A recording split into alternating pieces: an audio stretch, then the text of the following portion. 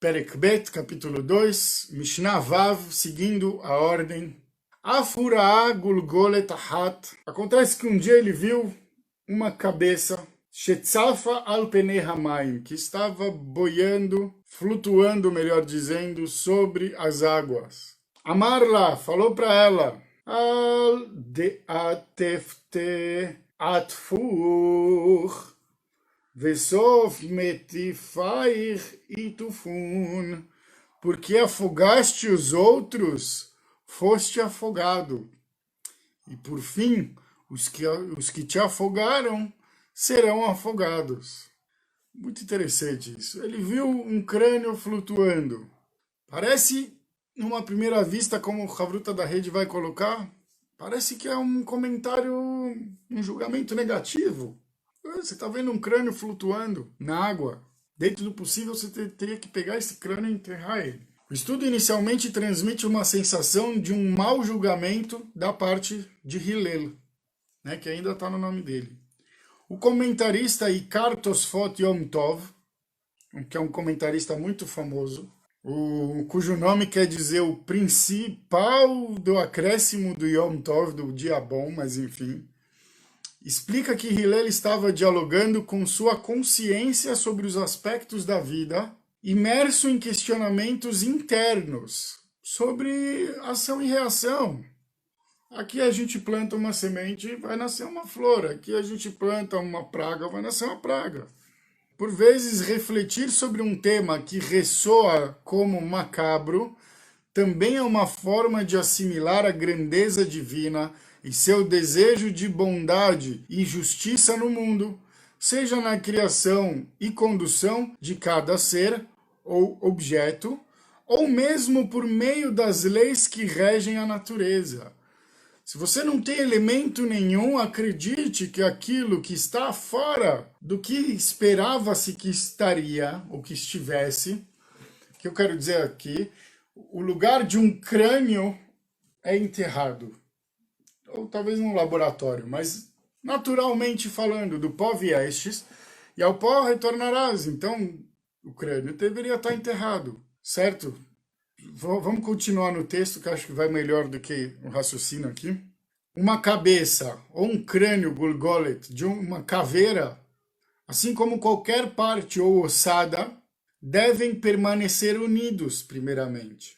Até por uma questão de respeito e voltar à terra, como consta na criação do homem. Eu acabei de mencionar, do pó viestes ao pó retornarás. Do mesmo jeito que veio para o mundo. A gente vem para o mundo com todos os ossos, a gente deveria voltar do mundo com todos os ossos. Então, se uma cabeça está ali flutuando sozinha, o crânio, ele já não está em harmonia com essa lógica da vida, ou até da criação da vida. Então, deveria estar enterrado, deveria estar o corpo todo unido. Por outro lado, vejam que interessante outro aspecto, ossos são objetos inanimados, que não decidem mais onde ficar ou não, né? Eles não decidem mais onde eles ficam ou não, eles se tornaram objetos. O crânio é uma bola, a grosso modo. E esse raciocínio conduziu o sábio a fazer tal constatação. Esse raciocínio de falar, peraí, o osso não manda mais em si mesmo. Portanto, ele foi conduzido. Ele não foi conduzido por um mero acaso. Existe alguém que conduz a tudo nesse mundo. E esse alguém é o grande juiz, portanto, considera o mérito ou o demérito para o destino que irá fornecer. E no caso desse crânio ainda, mais ainda, pode parecer um demérito, o crânio está boiando no rio, sem o corpo, sem estar enterrado devidamente como deveria, mas ele suscitou no sábio uma reflexão para a vida. A partir do momento que um morto inspira a nossa vida, ele é considerado vivo. Shalom aí, Francisco, pessoal do Ceará, Fortaleza, delícia. Ficamos muito contentes em estar todo mundo reunido aqui no estúdio. Então, dentro dessa lógica, nada é um acaso. O judaísmo não acredita em acaso. Ao contrário do que falam, a gente acredita em coincidência, A gente acredita em coincidência, mas a gente não acredita em acaso. Coincidência significa que uma coisa possa vir a incidir novamente. E sim, a gente acredita nisso. A história mesmo ela é cíclica. Então elementos reincidem. Eles coincidem às vezes de forma muito semelhante. Mas o judaísmo não acredita em acaso. Acaso quer dizer uma coisa que não tem um propósito, não tem um porquê. Aconteceu por acaso. Ah, caí aqui, podia ter caído ali. Não é o exemplo melhor, mas é vamos dizer, um acaso. A gente não acredita no acaso, a gente acredita que tudo acontece por um motivo, certo? Então, de novo, se um crânio está lá boiando, a gente poderia pensar primeiramente, assim também ler na sua humildade, que nada é por acaso, que aquele crânio foi conduzido a essa condição, porque provavelmente ele fez alguma coisa ruim, mas provavelmente ainda ligado à água, por isso ele está na água, não no chão, no meio do campo, no caminho e tal.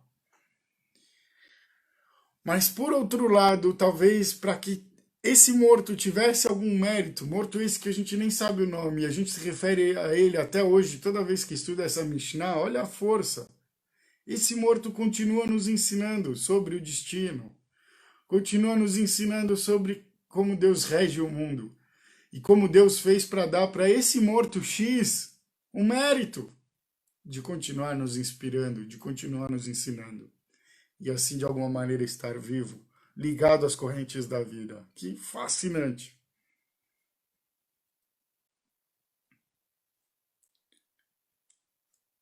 Muito bem.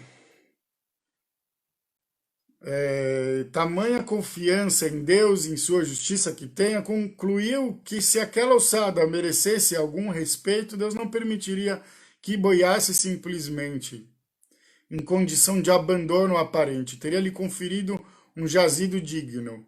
E como acrescentamos agora ao Havruta da Rede, quem sabe um dia ainda vira o livro, também, que a gente falou o quê? Talvez essa foi a maneira que o Criador deu mérito para essa cabeça. Então, o contrário também. Talvez seja esse o tikkun que aquela cabeça, aquela pessoa precisava passar, mesmo depois da sua morte, ser conduzido a fazer um chacham, um sábio da Torá, chegar numa conclusão ainda mais profunda, que nos ensina ainda mais do melhor da vida, que a gente pode e que a gente deve fazer sempre. Certo, meus queridos? Dedicamos esse estudo, Leilui Nishmat, para elevação espiritual de Chaya Rivka Bat Shimon Vepesi. Dedicamos também para a Refuá Shlema, a cura completa, de Ezra ben Sará e de David ben Malka Chaya, que todos possam receber a Refuá, a cura que precisam.